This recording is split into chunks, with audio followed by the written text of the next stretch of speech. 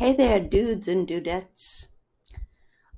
Today I'm going to talk about one of my favorite guilty pleasures and maybe some of yours, Lifetime movies, especially the true ones, the true crime ones. I'm going to try to do this as a regular series every week or every other week. I'm going to review a couple of them, and they come from true crimes that, if any of you follow true crime on YouTube, you may have seen the story of these situations on one of their true crime channels. These movies are very often dramatized, showing much more glamorous people in the movie than they are in real life. Not always, sometimes they have a pretty good likeness to the real character that occurred in real life. So let's move on.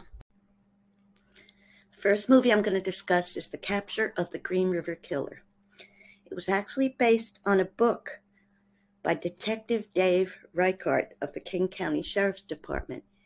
That man spent like 20 years hunting this killer down. His crimes span from the 80s, I guess the latest one was 2000 or 2001.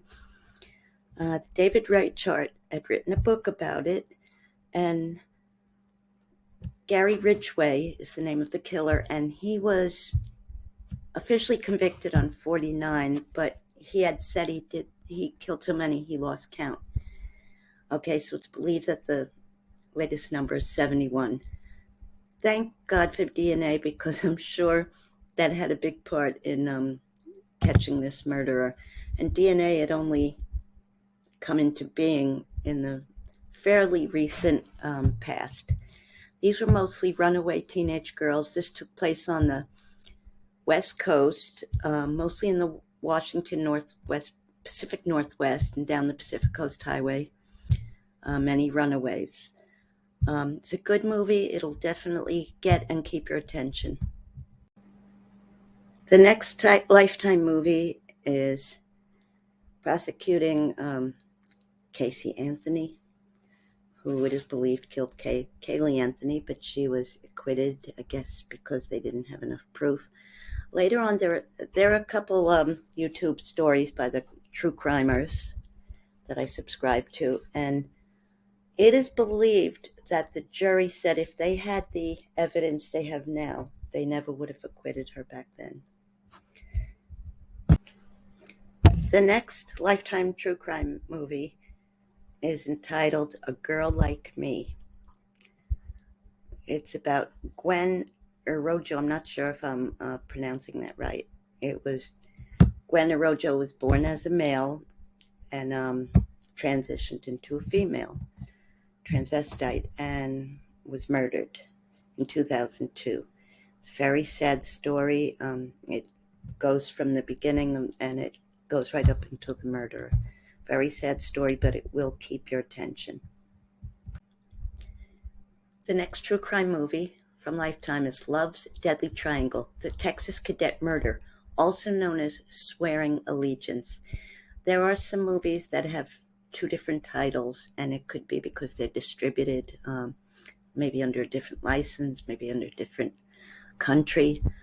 But the basis of the story is two high schoolers who are ready to graduate soon. They go to different high schools. Okay, Diane and David do not go to the same high school. So David does some activities after school, and which Diane is not included in. They're very devoted to each other, but David does meet a girl that's in the school band, and when they're riding home from a trip together, they end up doing the nasty together. And for some reason, he has to tell Diane. I don't know why, and she freaks out, and she says there's only one way to fix this. She must die. Okay, now this girl who they murdered never would have had sex with David. She even says to him, "Are you sure you don't have a girlfriend? Because I've heard of girls getting beat up because they slept with someone else's boyfriend." And he said no, or they broke up or something. He denied it. Okay, because she never would have, Adrian was her name, and she never would have slept with him if she knew he had a girlfriend.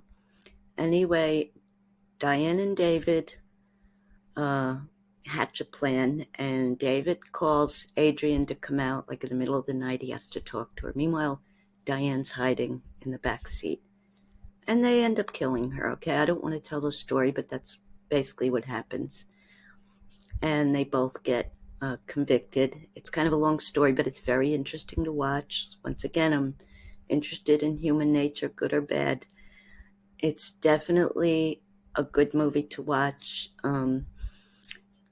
and you really should catch it. These Lifetime movies, like I said, they glamorize it a little, but this movie is just as bad in the movie as it is in real life. This movie, Who Killed John Pene, is more of like a documentary style. Um, I am sick to death of this story, and I think this poor little girl was definitely victimized to this day. Okay, I know her mother died. I'm not sure about her father, but the brother has actually spoken on in interviews and stuff. And for a while, the suspicion was on him. You know what? We may never know. And it was turned into such a sensationalized trial. But it is interesting to watch. And there are some true crime YouTubers that have done this story also. In closing, these movies are a guilty pleasure of mine, and maybe some of you too. I don't subscribe to Lifetime anymore. But I do see a lot of the movies for free on YouTube. You may be able to do a search for these murder victims and find that YouTubers who do crime have discussed them as well. I'll try to be back next week, if not the week after, to go over some more movies, true crime movies. Right now, for those of you who are interested in my music or what passes for music, okay, I'm doing a series on pop culture music from the 60s through the present. I'm working on the 60s right now, and it might take a while, but over the next few weeks I'm going to try to do like a new decade each week. So the first decade should be ready next week. Okay, I got some more good scam stuff coming up early next week too. Love you guys. Please subscribe if you haven't already, and love you and hope to see you soon. Bye-bye.